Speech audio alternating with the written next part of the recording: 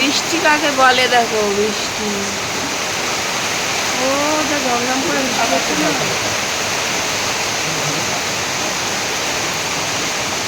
গাছগুলো শান্তি পেল সব। ভালো জোরে জল হচ্ছে কিন্তু। আমার টেবিল সব ভিজে গেল তো ছাটে। চার চার চার চার টেবিলে কিরকম ছাট এসছে বুঝেছো? রাস্তায় ছাট এসছে, চেয়ারগুলো ভিজছে। একটু জ্বালা, ওখানটা ঘিরে দিতে হবে। ওখানটা ঘেরাই ছিল, এই সামনের দিকে ছাদটা খুব একটা আসে না, আজকে আবার এই সামনের দিকে ছাদ দিয়েছে, খুব ছাদ দিয়েছে আজকে। এখন বাজে সকাল 6টা। আজকে খুব সকালবেলায় বৃষ্টি শুরু হয়ে গেছে, অনেকক্ষণ আগে, তারও আগে বৃষ্টি হয়েছে। আমি তো দেরি করে ঘুম থেকে উঠলাম, আমার বর এসে ঘুম থেকে ডাকলো, দিয়ে চাটা করে দিলাম। বাবাকে চা খাচ্ছে, বাবা নিচে, ও চাটা খেলো। দিয়ে আমি সকালবেলা ঘুরতে বৃষ্টি এসে দেখেছো, প্রচণ্ড ঝড় হলো, ঝড় হওয়ার পর এখন বৃষ্টি হচ্ছে। খুব বৃষ্টি হচ্ছিলো, বৃষ্টিটা হওয়াটা খুব দরকার ছিল, প্রচণ্ড বৃষ্টি হচ্ছে এখন। জলটা ভিজে গেল স্কুলে।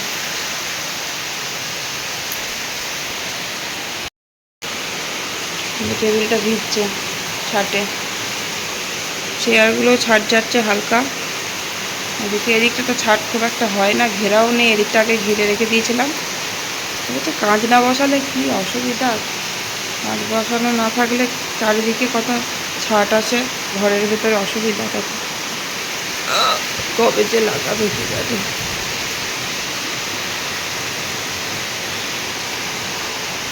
আজকে ওই দিকটা ছাট নেই। কালকে আমি বাসনগুলো অর্ধেক ধুয়ে রেখেছিলাম, রাত্রে ভাত খেয়েছি এখানে, মানে লাস্টে হাঁড়িটুকু আমার পড়ে আছে, সব বাসনে ধোয়া, বাসন সব ধুয়ে রেখেছিলাম। এই একটা হাঁড়ি আছে ব্যাস। ওই যা কারেন্ট চলে গেল, কারেন্টটা আসছে আর যাচ্ছে, একটু জল বৃষ্টি হচ্ছে তো কারেন্ট না থাকারই কতটাও ছিল। ফোনটায় চার্জও কম আছে, চার্জে বসাতে হবে। ওদিকে গুবলু ঘুমাচ্ছে, এদিকে বড়টা ঘুমাচ্ছে, বাবা তো নিচে চলে যাচ্ছে সকালবেলা। বাবা খুব ভোরবেলা ঘুম থেকে, তো আমার ঘুম থেকে ওঠার আগে বাবা উঠে পড়ে। আমাদের বাড়িতে দুটো মেহমান এসছে, নেওয়া হয়েছে। কী বলো তো, ছাগল ছাগল।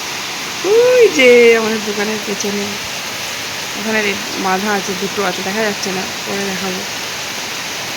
দুটো ছাগল নিয়েছে আমার বর।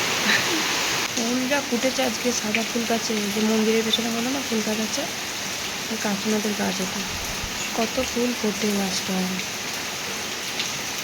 উঠোনা জলে একদম ভর্তি হয়ে গেছে, এক পাকড়ে জল হয়ে গেছে উঠোনে, এত বৃষ্টি হচ্ছে। এখনও বৃষ্টি পড়ছে কিন্তু একটু অল্প, আস্তে আস্তে পড়ছে ছিটছিট করে।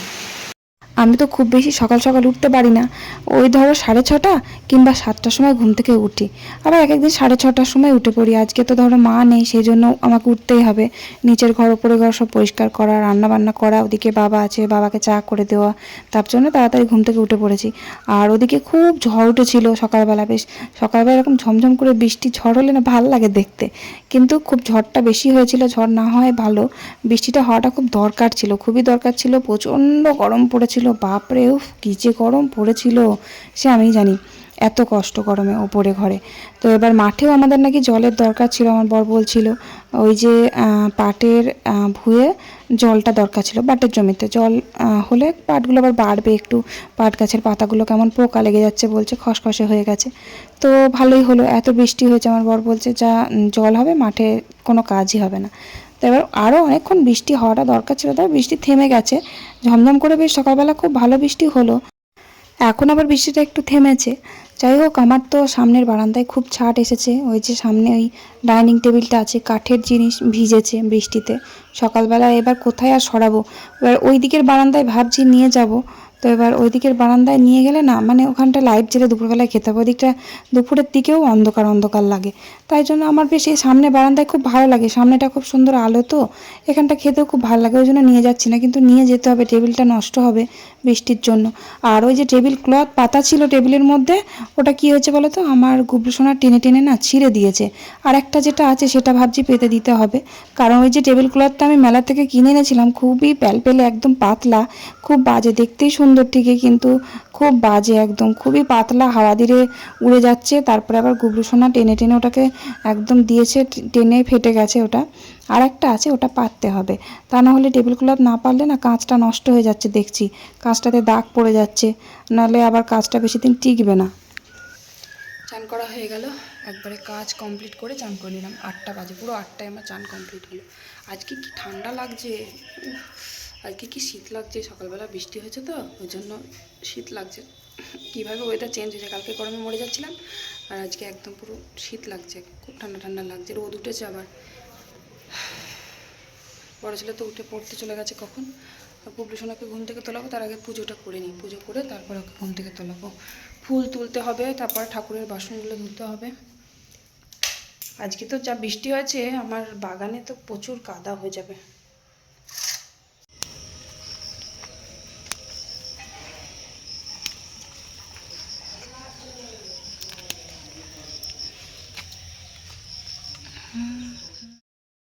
বাগান থেকে ফুল তুলে নিয়ে আসলাম কালকের মতো, যেমন ওই যে জবা ফুল ফুটেছিল, সমস্ত বেশিরভাগই জবা ফুল।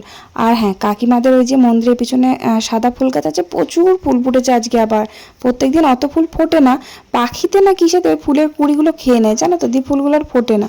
কিন্তু আজকে এত ফুল ফুটেছে যে সকালবেলা বৃষ্টি হয়েছে, পাখিতে খেতে পারিনি, তাই জন্য প্রচুর ফুল ফুটেছে। আর কি ভালো লাগে না, সাদা ফুল তো 12 মাসই ফোটে। আর গাছটা খুব ছোট ছিল, বড় হয়ে গেছে আর ঝাঁকড়া হয়েছে গাছটা, খুব সুন্দর। বেশ ফুলগুলো তুললাম, তুলে ঠাকুর পুজোটা করে নিলাম। এরপর আবার গুবলু সোনাকে খাইয়ে দাইয়ে আমি আবার রান্না করতে বসবো। সকাল সকাল রান্না করতে পারলে আমারই ভালো হয়। যাই হোক, তারপর পুজো সেরে তারপর গুবলু সোনাকে ঘুম থেকে তুললাম, তুলিয়ে খাইয়ে দাইয়ে একবারে নিচে চলে এলাম। তারপর এই যে পাটকাঠি, আমাদের গোয়াল ঘর, এই যে গোয়াল ঘরের মধ্যে পাটকাঠি আছে, পাটকাঠি বার করলাম। কাঠ তো অনেকগুলো এখনো কাটা আছে, কাঠ শেষ হয়নি, কাঠ রয়েছে।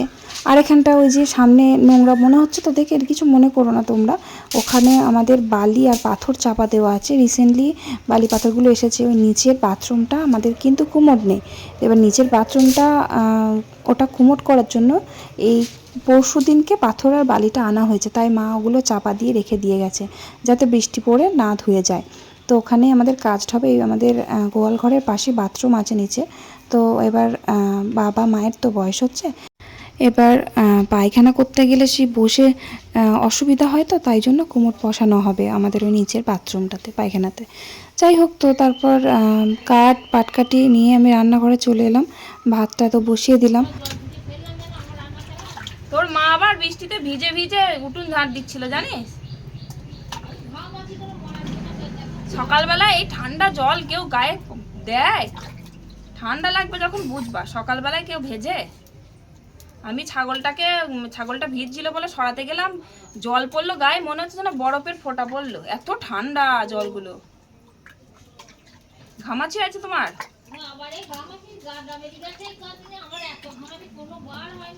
তাই বৃষ্টিটা খুব ভালো হয়েছে আজকে। আর আকাশের ওয়েদার দেখে মনে হলো রোদ হবে, কিরম রোদ উঠে গেল দেখো। আমি তো ভাবলাম রোদই হবে না আজকে। ওই যে আমার কাকি শাশুড়ির সাথে কথা বলছিলাম, আজকে দেখছি ঝমঝম করে বৃষ্টি হচ্ছে আর কাকিমা দেখছি উঠোন ঝাড় দিচ্ছে এত বৃষ্টিতেও। সকালবেলা এক ফোঁটা জল আমার গায়ে পড়েছে, মনে হচ্ছে বরফের ফোঁটা পড়লো। তাই কাকিমাকে বলছি যে সকালবেলা তুমি ভিজছিলে কেন। আর মা না থাকলে আমাদের উঠোন তো একই জয়েন্ট উঠোন, একটাই উঠোন আর কি। তো এবার মা যদি না থাকে, মানে ধরো কোথাও গেল আমার শাশুড়িমা, তখন আমার কাকিমা তো খুব ভোরবেলা ওঠে অন্ধকার থাকতে, তখন কাকিমা উঠোনটা ঝাড় দিয়ে দেয়। তো এবার সকালবেলা একবার ঝাড় দিয়েছে, তারপর আবার ঝড় উঠেছে, ঝড় ওঠার পর পাতা টাতা পরে উঠোনে নোংরা হয়েছে, তখন আবার বৃষ্টি আরম্ভ হয়ে গেছে। ওই বৃষ্টি মাথায় নিয়ে উঠোন ঝাড় দিয়েছে। কি বলবো বলো তো, বৃষ্টিটা থেমে যাক তারপরে ঝাড় দিই, তা না। আর কাকিমা মানে যদি দিনে 10 বার ঝড় ওঠে, 10 বার উঠোন নোংরা হয়, 10 বারই ঝাড় দেবে, মানে কাজ না করে থাকতে পারে না কাকিমা। আগে তো গরু ছিল, ভোরবেলা উঠে খড় কুচোনো, গরুকে মানে শীতকালেও কনকনে ঠান্ডাতেও গরুকে পুকুরে নিয়ে গিয়ে চান করাতো। বাড়ির সামনে একটা পুকুর আছে, ওখানে নিয়ে গিয়ে গরুকে চান করাতো। এখন গরু বিক্রি করে দিয়েছে, কিন্তু দুধের ব্যবসাটা করে কাকা, গরুটা নেই শুধু।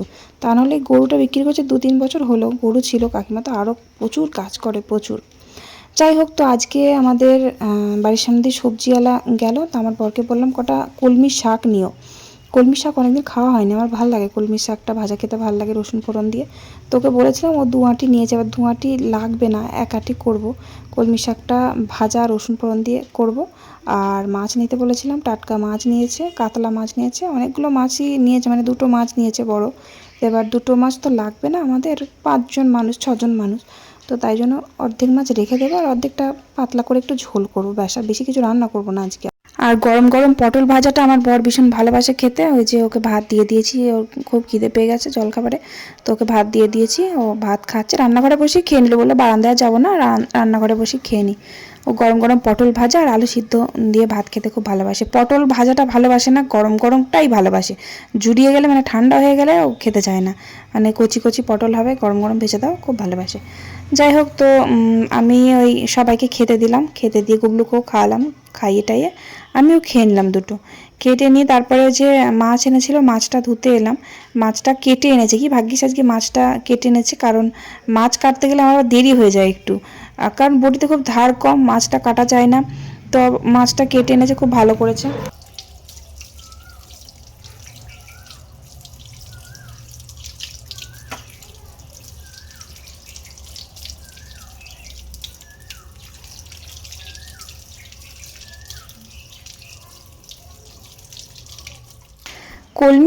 কলমি শাক আমার মা বানাতো একদম ঝোল ঝোল করে, যেমন আমরা পাটের শাক ঝোল খাই, সেরকম আমার মা বাড়িতে কলমি শাকটা ঝোল করতো, একটু মাখো মাখো করে, একদম খুব বেশি ঝোল না, তবে খুব অল্প।